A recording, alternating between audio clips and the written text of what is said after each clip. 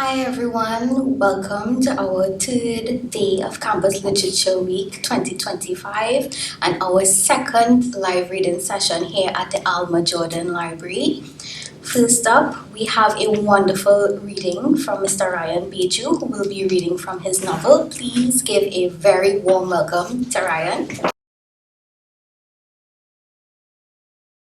Thank you very much. I will be reading chapter 1, or at least part of it, from my debut novel, An Unending Search, which is a West Indian fiction. Uncle Sundar was my view of a world I could not imagine. As the sun rose over the cane fields each morning, we would stop cutting stalks and sit below the wooden shed, drinking rum and smoking cigarettes. His battery-operated radio never moved from the BBC World Service, and it would fill the gaps of silence in our conversations. The British accents would beam the dramatic events of the 1970s to our ears in the little farming town of Princestown in southern Trinidad. For every country the BBC broadcaster gave news about, Uncle Sundar had a story, almost like he had visited them all. When Nixon resigned as American president, Uncle Sundar celebrated, telling me it was a victory for Indian people everywhere. I was confused about the link, but I didn't question him. He cried at the news of Elvis Presley's death, claiming he had met him when the American singer came to perform in Trinidad many years before. The BBC World Service paid tribute to Elvis Presley's life by playing his most popular songs for 1 hour, but Uncle Sundar talked over the entire marathon. Then, when the two popes died back-to-back in 1978, he said God was punishing the Catholic Church. He had never been anywhere outside of this small town, but the BBC broadcast brought the world to him. It did the same for me on his little black radio. On our way out of the cane fields, Uncle Sundar would buy a newspaper at Lacan's shop. He would lie in his hammock outside his house while I sat some distance away reading it to him. It astonished me how an old man who could neither read nor write wanted to know so much about life outside the town. I, too, who had barely finished elementary school, did not know many words in the newspaper. When he realized I was struggling with a big word, he would just say, skip it. From front to back, he wanted all the stories read to him, not because he was interested in everything, but because he didn't want to waste any of his 50 cents. By the regional section, recognizing that I was getting bored and tired, Uncle Sundar would encourage me on by saying, "You're such a good reader. I will hear your voice on the BBC World Service one day." I imagined it for a minute. My voice, beaming through that little black radio on the BBC broadcast, talking about the war in Vietnam and the Beatles band on tour. Then I would resume reading with a renewed energy. Uncle Sundar hated Prime Minister Eric Williams. For every story I read about Williams, he had a comment to make. Williams only works for African people in this country. Indian people still waiting for a hero like Lord Rama to come and save them, he exclaimed once. Sometimes I would just skip stories on the Prime Minister to avoid aggravating him. When I was done with the sports section, I smoked one last cigarette from his pack as a reward for reading the newspaper to him before heading home to Rapsey Street. I left him to sleep under the shade of his old wooden house. Sometimes he would fall asleep while I smoked my last cigarette, and I would try to make sense of the man he was. I had been cutting cane with him for 5 years, and sadness seemed to hover over him wherever he went. People said his wife left him for a man in San Fernando many years before. That could explain the emptiness he exuded. They said what sent him over the edge was that she left him for an African man. Perhaps that's where his animosity towards Africans started, I thought. Yet now in his early 70s, Uncle Sundar seemed more than sad. He seemed angry.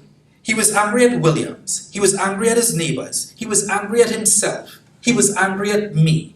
And I struggled to understand the source of that anger. He gave a few hints as to what soured him.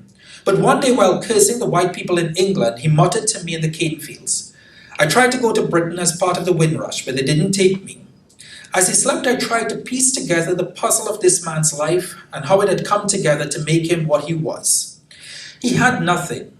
No family, no friends, no money, no ambition, no will for a better life. He lived day by day. Mr. Boise, who was a contractor with the sugar factory, paid us $5 each to cut cane. Each day, his money would go into alcohol, a newspaper, bread, a tin of baked beans, and some cigarettes. He had a bed upstairs his house, but Uncle Sundar slept in the hammock at night. He seemed lost from birth.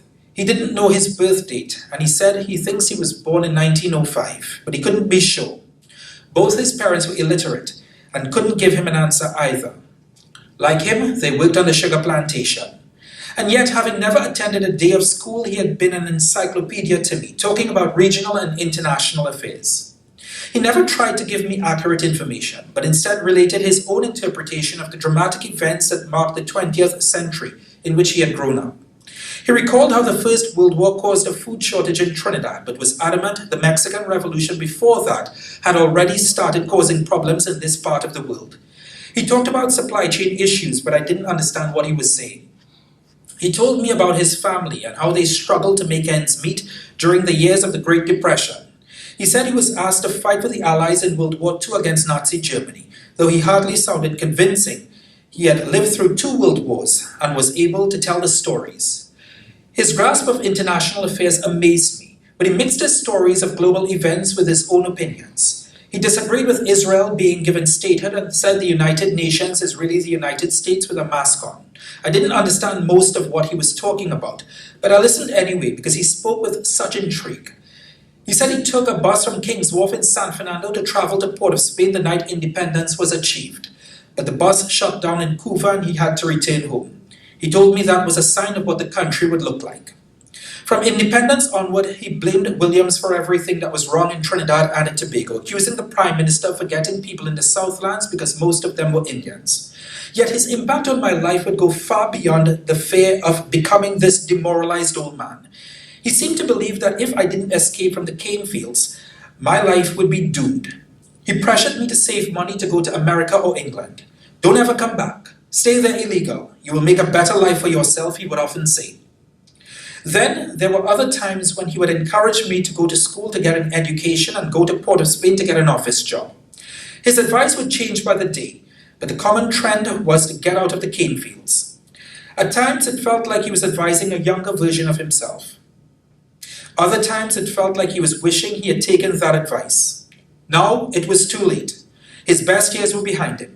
He was now brittle and tired, and his body could no longer take the heat of the sun. I cut most of the cane in the fields and I did most of the raking and tying, but he felt a sense of superiority over me because he was the one who asked Mr. Boise for me to get that job cutting cane in the field when I was home doing nothing.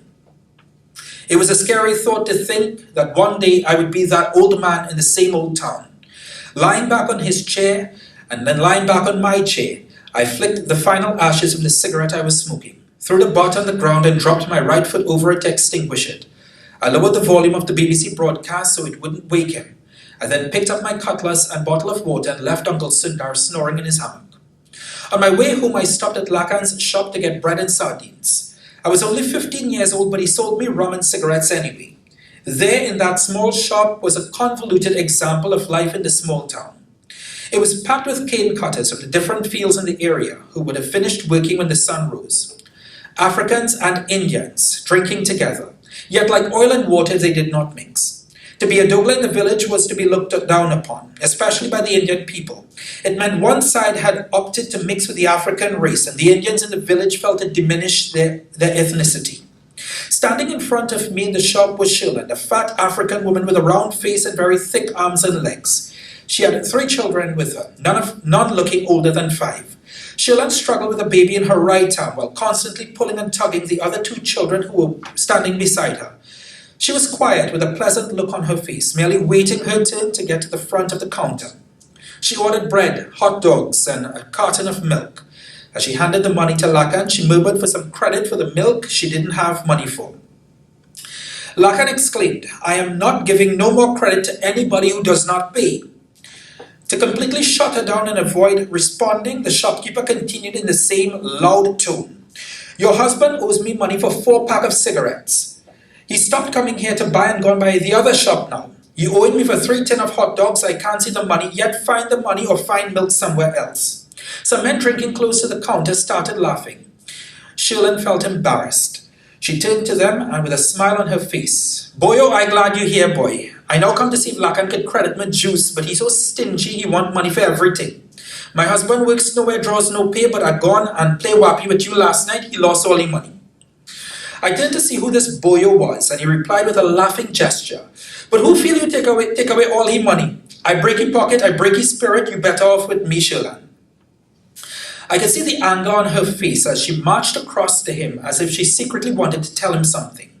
He had a $10 bill lying on the table and she took it. Boyer did not move. He laughed as he slyly whispered after her. Nice woman like you deserve to be with a man who could take care of you. Thank you very much.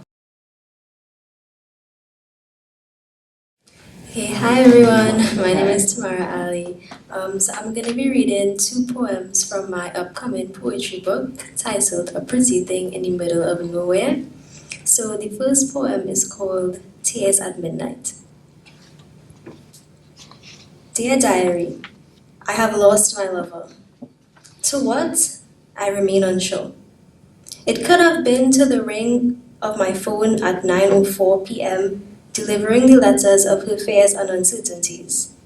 It could have been to her claims that she cannot be what I deserve, yet she has failed to realize that the only thing I long for is her. What I do not deserve is to have my heart sliced into two from its core. What I do not deserve is to be kept awake by taunting thoughts, as the voices convince me that this destruction of love is all my fault. Salty drops bathe my face. These tears are my baptism. I have found a new faith. I no longer believe in love. Heartache has become my religion. I no longer believe in my own attractiveness. Any hole can keep a man, but only a pretty soul can keep a woman. So perhaps I own something ugly. Our friendship is her priority. Vengeance is mine. I value our friendship too much to let you hate me in the long run. I hate her right now. In the long run, she was supposed to be my bride. I will now live in isolation and eat only myself from the inside. Hatred replaces her name in my brain, but beauty remains as the image of her face. I pen these words to my diary. I refuse to be the reason her phone rings. I hope that my silence is as torturing to her as her words were to me. I want to blame myself. Maybe if I wasn't so needy, she'd need me more. Maybe if I wasn't so honest about my feelings, I feel naked. Maybe if I was clothed. Tonight I lost my lover to her inability to understand that it is a privilege to have me love her. I lost her to the consequences that she must now suffer. Tonight was the first time she made me cry, but I love her too much to let it be the last. Sincerely, a girl with a broken heart. The second poem is titled Breaking Up with Myself. It's not you, it's me. This is a phrase I've said too many times to people who hear it as a lie. An easy escape from the relationship, but I swear I'm not jumping ship. You see, it's me who will drown if I don't stop you from loving me, so I'm breaking up with me. I'm breaking up with the me who believes in love at first sight, the me who doesn't need to know your last name to fantasize that one day it will be mine. I'm breaking up with the me who falls fast, falls hard. The me who hits her head on the concrete when she crashes, the me who doesn't know the difference between a relationship that is long-lasting and a quick spark of passion. I'm breaking up with the me who seeks validation from men, the me who believes that she must be undressed to be loved, the me who thinks that you won't want to spend time with me unless you're inside of me. I'm breaking up with lust. Affairs with men who don't love me enough to stay if a baby tries to make its way. Passion that I use as a weapon to steal love that lasts 60 seconds. I'm breaking up with my ex. Even though he broke up with me years ago, I still held on to hope that one day he'll change his mind. Today, I am breaking up with that hope. I'm breaking up with every bad habit I own, every dirty name I've ever called myself, every hateful rumor spread about me that I was insecure enough to believe. I am breaking up with my insecurities. It's not you, it's me. It's not you who is always there to wipe away my tears, it's me. It's not you who comforts me at night when my fears are holding me too tight, it's me. It's not you who will feel the consequences if I keep throwing my body over your electric fences, it's me. So, I'm breaking up with the version of myself you know all too well, even if that means having to break up with you too. Thank you. Everyone. Um, This is a piece I wrote, I think it was Carnival Tuesday, so I hope you enjoy it. Here goes. It's called The Carnival Memory. The KLM flight from Amsterdam arrived on time. Dave and Yolanda made the decision to go to the airport an hour before the scheduled arrival time, in the event that there was traffic, as well as the flight might have been delayed.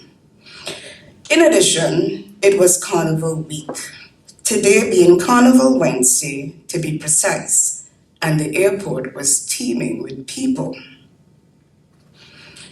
And excitement abound. Stephen and John finally exited the arrival hall. Stephen scanned the crowd, looking for a familiar face. As his eyes fell on Yolanda, he waved, and his trademark smile lit up the space. They ran into each other's arms in a warm embrace. Whoa, whoa, whoa!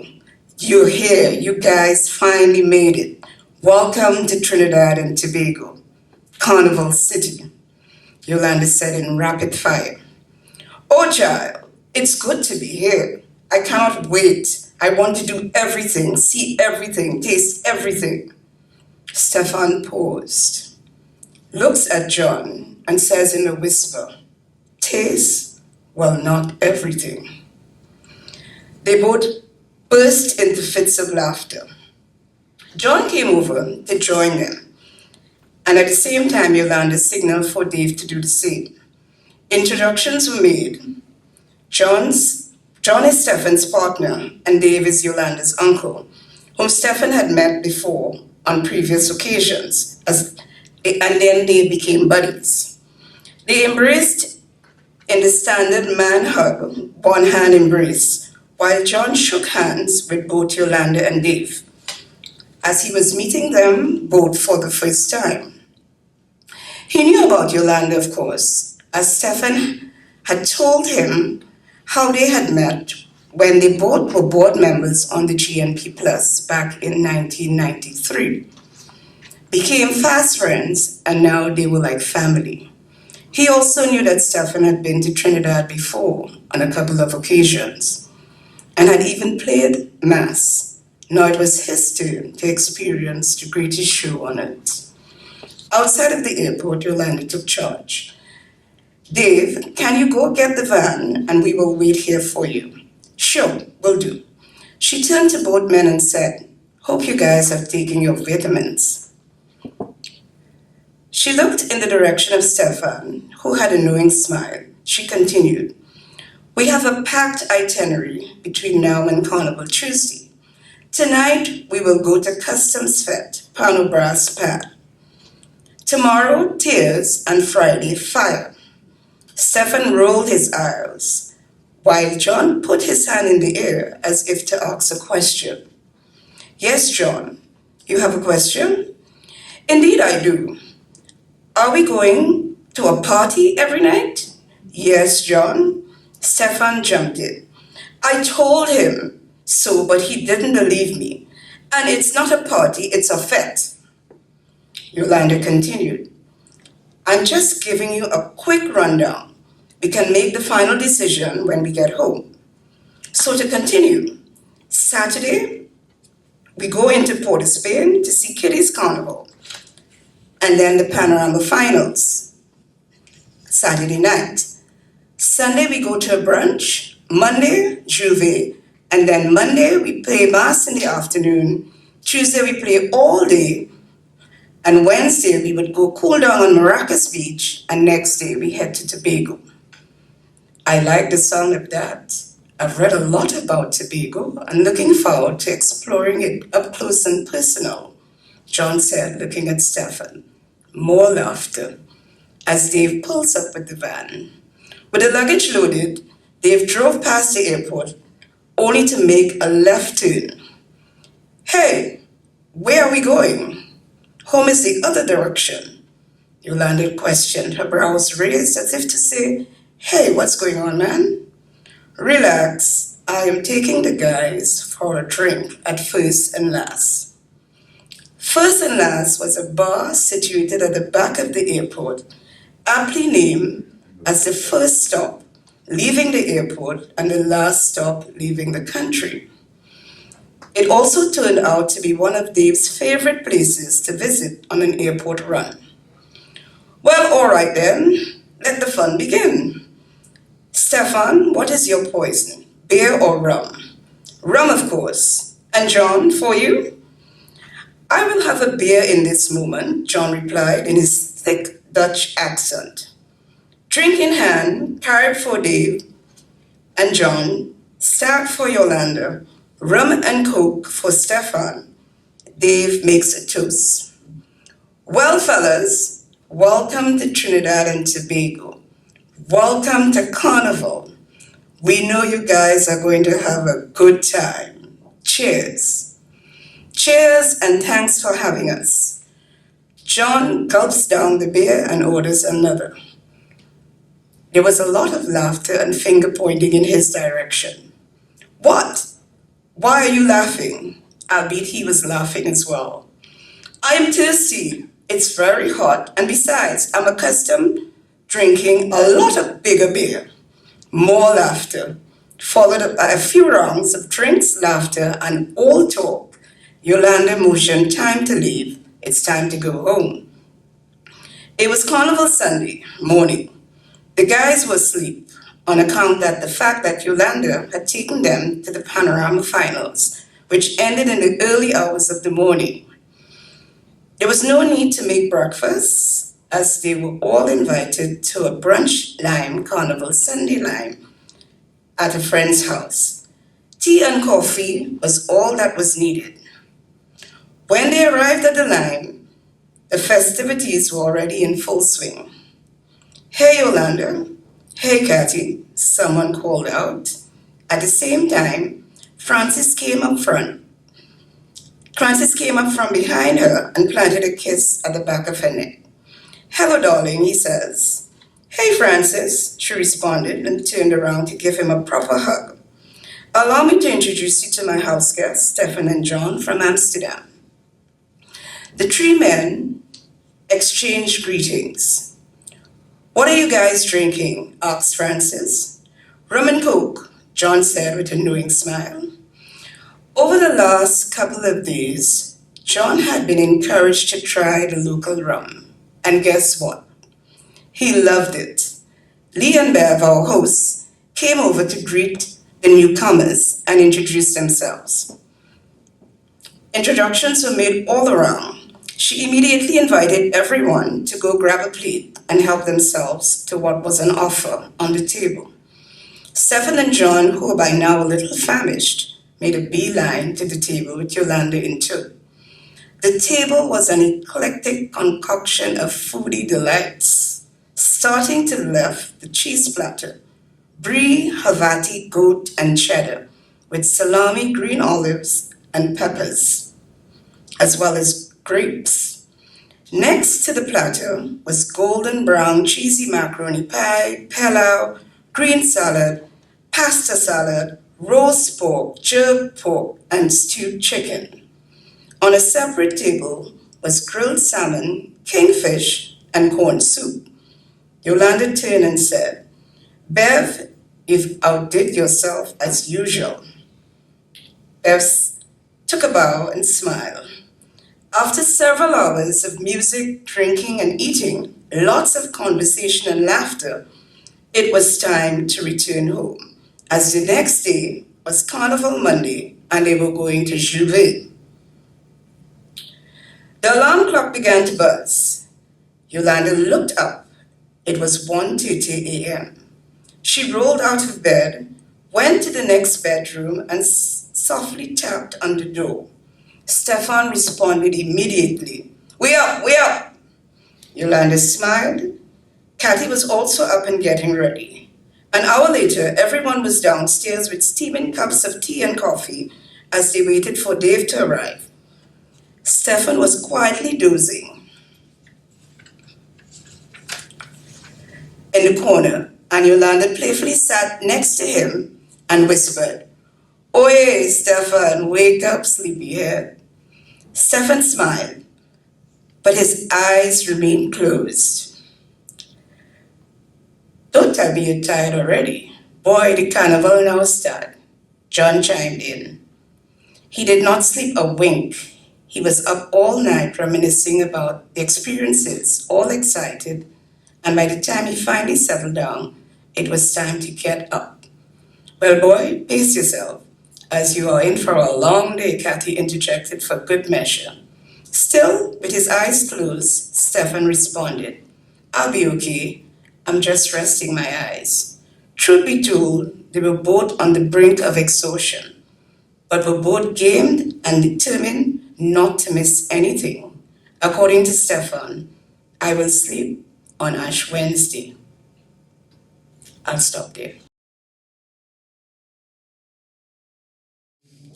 Okay, I'm going to read from an excerpt from a narrative poem called Cruel Country. It's about two guys, folk musicians, who fell in love with the same woman. Right? Their names are City and Parliament. You may recognize the names, but the story is set in St. Lucian. It is there Marie entered, back from Soufriere. City right there, struck like a drum. Slowly she came in, as though moving to prayer, and beckoned Madeleine for a shot of rum. City watched her hold up a glass, head tilted, hand raised with the brew. The rum went down. City felt it pass down through her chest. He grimaced too. Never had he seen such a lovely woman, down so neatly a glass of liquor. City felt drawn to the dark, piercing eyes. His own eyes were set, couldn't take them off her. They rolled with her bosom, slid down her thighs. Suddenly a fantasy took over his mind. I'm telling the truth, these are no lies. City the man is true to his kind. He gazed again at the long black hair and saw his children that Marie would bear. Their skin he imagined olive, like mother's, with a gloss, a shine different from the others. No one would curse his children black the way they did to keep him back. With this he sounded the drum much harder. The woman turned, her smile felt sweeter. He closed his eyes and rattled away, and everyone danced. What a day. When City rolled and paused for a drink, he looked around, felt his heart sink. Marie was gone, disappeared. He strolled to Madeleine and asked what he feared. Yeah, she gone. Marie's her name. You like her? You like Cooley? Go find her. You men are all the same. I finished with you all truly. Easy, Madeleine. Don't get jealous. Where's she gone? Did she catch a bus? I don't know. Go on the street. Stop asking questions. Move your feet. City dashed outside but didn't see her. On his way back, Madeleine stood at the door laughingly, indicating the bar.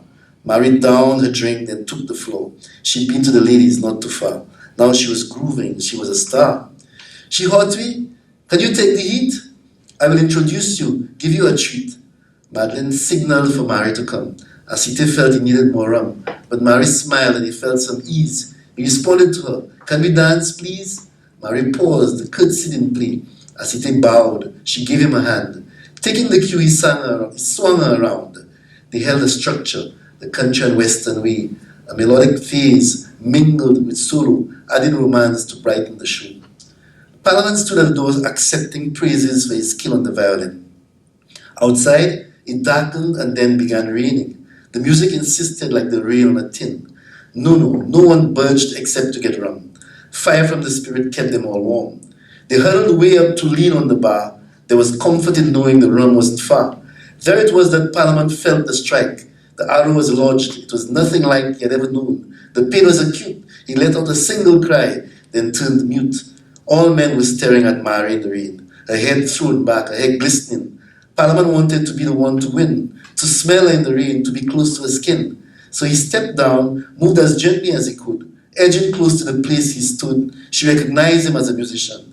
Eh, mi non violin, then translated. Here's the violin man.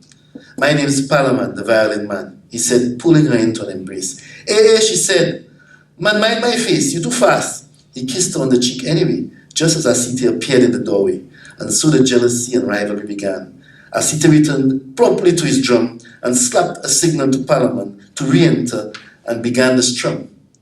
Zanji rolled in with the shack, trailing Madeleine, or maybe the truck of a big behind, Tempted to steal a grind, Mary danced the whole night as City played mesmerized. Paramount too was hypnotized. Mary laughed and talked and teased, but like Elijah blessed, eased out and then was gone. So except for Madeline, the men were alone. Outside the bar when the show was over, Asite grabbed his friend by the collar, shook Palaman till his head nearly dropped, shouting in his face that he saw Mary first. Palaman was stunned, eyes almost popped, saw his friend demonized, ready to burst. Palaman struck out hard at his friend, knocked him on the arm to release the grip. They wrestled came apart, each a punch and a kick, cause only a victor could bring out an end. Sajid jumped between them. He had to separate one kick at his side though. He jumped right out. Madeleine shook her head. How can love turn to hate? Men who had trust now had nothing but doubt. All this coming from a common blow that sent each yearning to clutch a beauty, moved by a pain from a poisoned arrow, driven to conflict as though from duty, but finally tired from rum and war, flat on the ground, eyeing the other, each wishing that he could throw punches more, coughing and cursing like the other's mother, at the other's mother, weakened by the love each felt in his heart.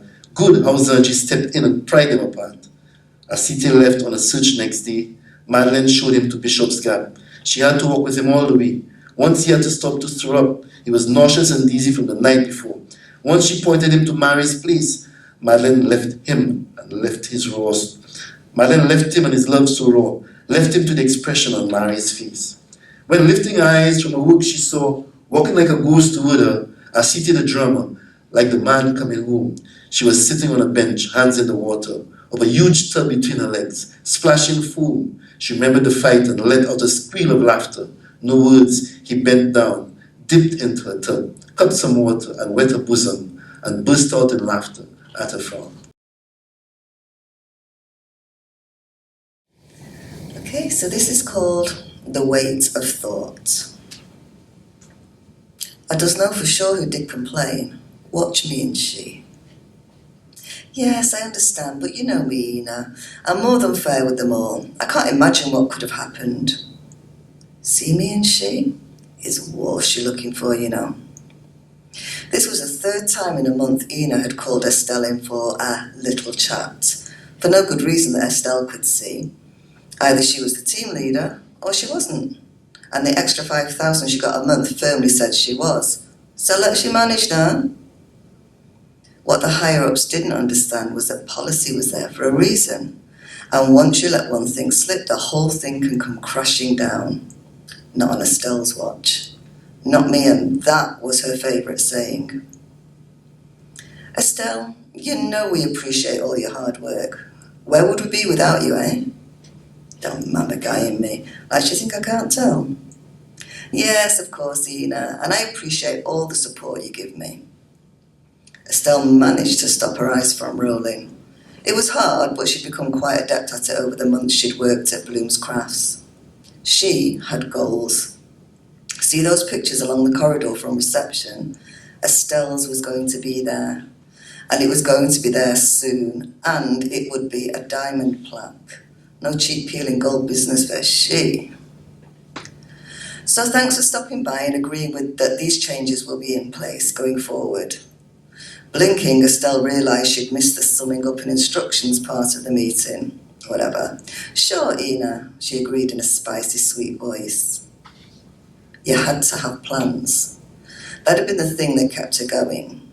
People didn't. They wandered through life bringing their slack ways into the workplace. Well, it wasn't going to interfere with what she, Estelle, Bernice, Abedeo wanted and was intent on getting. Back in the main office and sitting at her computer, she glanced around at the team she managed, or the four of them that were actually at the desks. Slackness. The words screamed in her head, causing her to rub her temples and squint her eyes. She had a team of 6, but lately she'd rarely seen all of them in on the same day, almost as though they were taking it in turns to piss her off and make sure they were behind with the schedule. Is them and me gonna have some serious problem for sure. Estelle kissed her teeth loudly and the 4 looked over furtively, obviously trying not to catch her eye. She knew that they knew that she was onto them. Guilty, a lot of them, she'd shown.